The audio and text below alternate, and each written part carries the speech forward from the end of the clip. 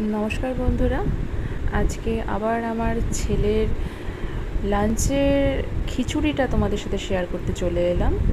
খুব সিম্পলভাবেই করি, জানি সবাই এটা খুব ভালোভাবেই পারো, তাও আমি আমারটা একটু শেয়ার করলাম, তোমাদের যদি ভালো লাগে তো দেখতে পারো। তো ফার্স্টে আমি এক একদিন এক এক রকম ভেজিটেবলস দিই, তো আজকে আমি আলু আর মিষ্টি কুমড়ো দিচ্ছি। তো মুগ ডাল, চাল, আলু, মিষ্টি কুমড়ো আর সামান্য নুনটা অনেকেই স্কিপ করতে পারো। এটা নিয়ে আমি কাউকে কিছু বলবো না, কারণ এটা আমি ফার্স্টে দিতাম না, কিন্তু আমার ডক্টর আমাকে বলেছে তো অল্প সামান্য নুন ইউজ করতে পারি আমি, তাই আমি দিই নুন। তো সেটাকে ফার্স্টেই এভাবে, তো এটা কোনো বড় ব্যাপার না, প্রেশার কুকারে দিয়ে জাস্ট সিটি মারা খিচুড়ি যেভাবে হয় বাচ্চাদের, তো সেটাই আমি করেছি, প্রেশার কুকারে দিয়ে সিটি মেরেছি। এইবার যতটা জল দেবে সেই পরিমাণ মতো সিটি মারবে সবাই, জলটা একটু বেশি করেই দিই আমি।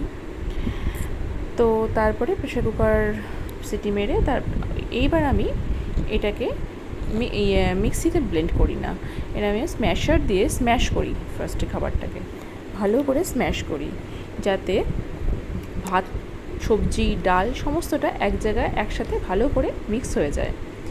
তো ফার্স্টে গরম অবস্থাতেই করার চেষ্টা করবে, তাহলে ভালো হবে জিনিসটা। তো ভালো করে মিক্স করার পরে জিনিসটাকে, তো এবার আমি ছাঁকনি দিয়ে জিনিসটাকে ছেঁকে নিই।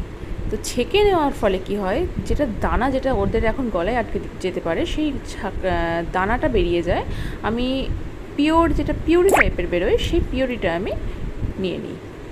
তো এভাবে আমি ছেঁকে নিই আস্তে আস্তে, ভালো করে চেপে চেপে, হাতা দিয়ে চেপে চেপে। তো তোমরা তোমাদের ইচ্ছা মতো করতে পারো, আমি এভাবে করি, আমি আমারটাই শেয়ার করছি।